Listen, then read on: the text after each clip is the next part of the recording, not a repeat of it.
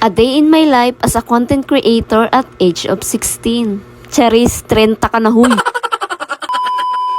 I-share ko nga lang pala sa inyo ang kaganapan namin tuwing may pasok. Diyos ko, napakaaga naman ang pasok netong dalawa kong anak, alas 6 nga ng umaga, kaya gising na kami ng 4:30. Nakapagluto na nga ako ng ulam nila dyan at nakaligo na rin sila. Si Papa Plates nga ang madalas mag-asikaso dito sa dalawa kong anak, nagpapanggap lang talaga ako ngayon. Madalas kasi ay 2 AM na ako nakakatulog dahil nag-e-edit nga ako. Kaya pinapaubaya ko na nga sa kanya ang pag-aasikaso sa mga anak niya tuwing may pasok. Ngayon nga ay maaga nga ako nagising dahil nga maaga ako natulog. Wow, first time yun na maaga ako natulog, mga alas 10. Tunay nga talaga na bago ka makapagpatapos ng pag-aaral ng mga anak mo ay grabing sakripisyo muna ang dadanasin mo. Elementary pa lang to hindi pa ito ang tunay na laban. Kaya saludo ako sa mga nanay nagigising ng maaga, magluluto, mag-aasikaso ng mga anak nila, tapos pag alis ng mga anak nila maglilinis ng bahay, maglalaba. Pangalawang linggo pa nga lang pumapasok ng mga anak mo ay pagod na pagod ka na. Parang araw-araw ka na lang laban na laban sa buhay, kaya nagmumuka ka ng kalaban. Kaya yung ibang nanay nga ay hindi na maasikaso ang sarili dahil nauubos na nga ang oras nila kakaasikaso sa mga anak. Nilagyan ko na nga pala ng tubig itong tumbler ng anak ko at magbabaon nga raw siya ng Yakult. Hindi naman araw-araw ko itong pinapabaunan ng Yakult, ngayon nga lang dahil nakabili nga ako kahapon. 2 hours nga lang ang pasok na itong isa kong anak dahil kinder pa lang naman siya, kaya isang tinapay at isang Yakult nga lang ang pinabaon ko. Ganyan nga rin ang pinapabaon ko sa panganay kong anak, sinasamahan ko lang ng konting pera. Dahil kapag puro pera nga ang ipapabaon ko, hindi ko naman alam kung anong pinagbibili niyan sa school. Minsan nga ay hindi na nagre-recess dahil may pinag-iipunan daw siya. Diyos ko, sana bahay na ang pinag-iipunan nito. Niligpit ko na nga itong kinainan nila at pinag-toothbrush ko na rin sila. Feeling ko napakaulirang ina ko ngayong araw na to.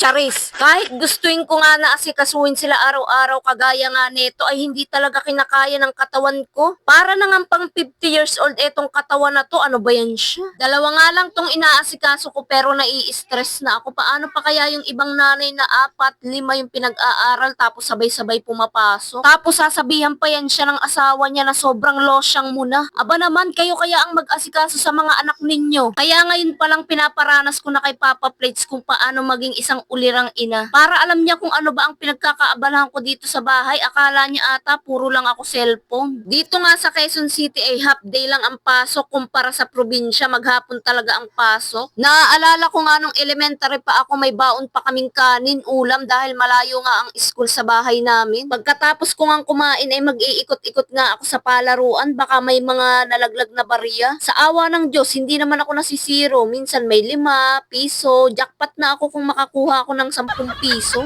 Ihahatid ko na nga pala sila sa school at sandali lang nakalimutan ko yung cellphone ko. Minsan ko nga lang sila matid, kadalasan nga ay silang dalawa na lang ang umaalis. Dahil malapit lang naman ang school sa bahay namin, mga 5 oras lang naming lalakarin. Charis. Nandito na nga agad kami sa school at iiwanan ko na nga yung aking kinder. Babalikan ko na nga lang after 2 hours. Pauwi na nga ako sa bahay dahil marami pa akong tatapusin mga gawaing bahay. Wow, diba? Akala mo napakasipag. Tulog pa nga tong mag-ama na to pagbalik ko, ay sana all. At after 2 hours nga ay sinundo ko na rin itong anak ko. Sumama pa nga itong bunso ko at nagpabili pa talaga sila ng ice cream ang aga-aga. Ayun lang muna for today's video. Bye-bye. Love you.